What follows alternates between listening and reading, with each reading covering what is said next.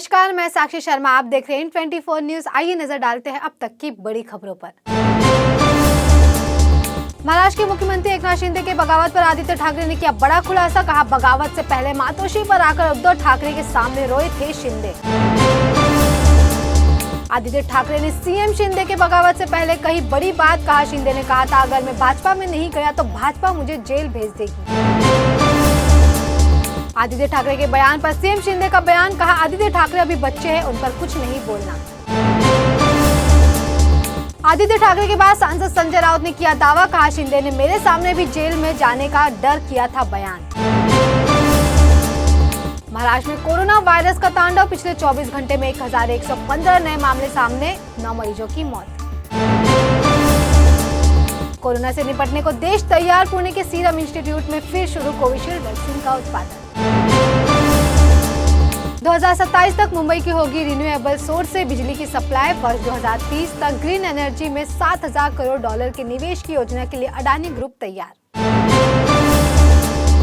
Mumbai airport पर 2 से 3 flight रद्द होने पर एयरपोर्ट पर ही यात्रियों का जमकर हंगामा। जमीन पर बैठ लोगों ने जताई नाराजगी।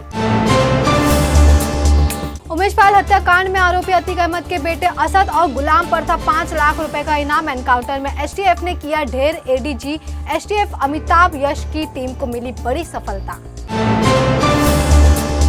महाराष्ट्र के नागपुर में एक टीचर ने पेशे को किया कलंकित। अपनी ही स्कूल की 12 साल की छात्रा से पिछले 5 महीने से लगातार दुष्कर्म करने का गंभीर आरोप। नाबालिग ने टीचर संजय विठल पांडे द्वारा किए गए दुष्कर्म की बात अपने परिजनों को बताई। कहा, चॉकलेट का लालच देकर उसके साथ करता था गंदी हरकत। पॉक्सो एक्ट के तहत पुलिस ने किया गिरफ्तार।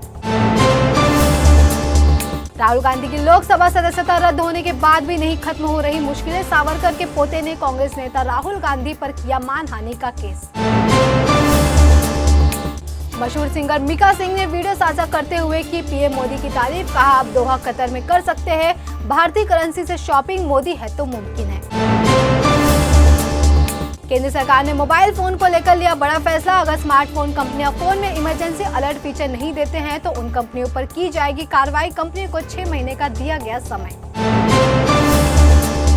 बेमौसम हुई बारिश के कारण नासिक के किसानों को पहुंचा भारी नुकसान। 24,000 हेक्टेयर खेती में उगाई गई फसलें तबाह। सबसे ज्यादा 18,000 कांदे की खेती का हुआ नुकसान।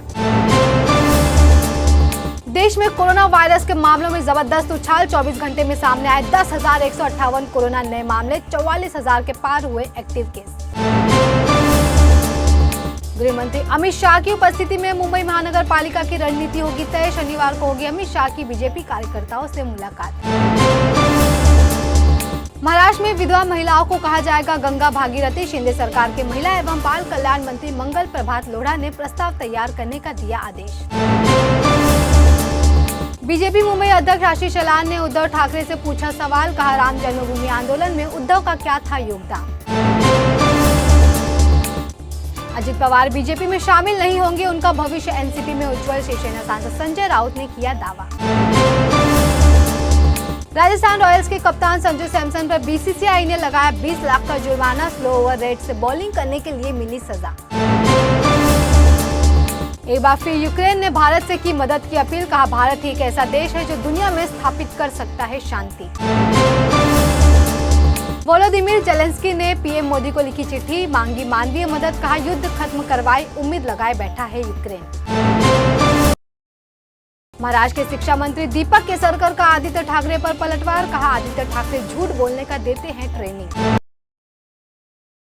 मुंबई में सोने और चांदी की कीमतों में हुई बढ़ोतरी। सोना 61,200 रुपए प्रति तोला तो वहीं चांदी 78,000 रुपए प्रति किलो पहुंचा।